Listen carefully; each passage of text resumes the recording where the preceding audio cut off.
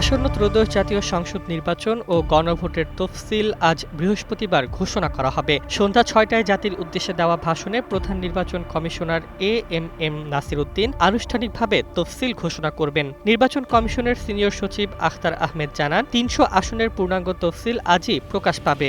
এর মধ্যে সিইসির ভাষণ রেকর্ড করে নিয়েছে বিটিভি ও বাংলাদেশ বেতার। আর আগারগাঁও নির্বাচন ভবনের আশপাশে নেওয়া হয়েছে কড়া নিরাপত্তা ব্যবস্থা।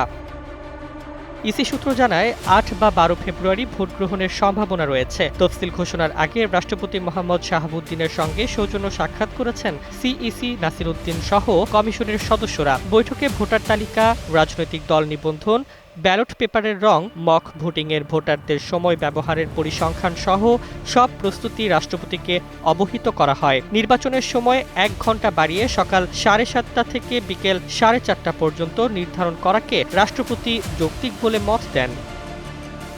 এবার দেশে মোট ভোটার সংখ্যা ১২,৭৬,৯৫,১৮৩ জন। এর মধ্যে পুরুষ ভোটার ৬,৪৮,১৪,৯০৭ জন, মহিলা ভোটার ৬,২৮,৭৯,০৪২ জন এবং তৃতীয় লিঙ্গের ভোটার ১,২৩৪ জন। ভোটকেন্দ্র ও ভোটকক্ষ সংখ্যা অপরিবর্তিত থাকলেও প্রতিটি কেন্দ্রে ২টি করে গোপন কক্ষ বাড়ানো হবে।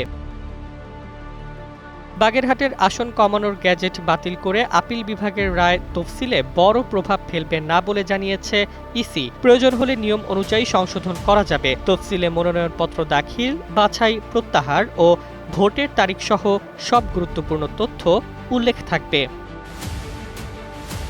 ডেস্ক রিপোর্ট, জয় জয় দিন।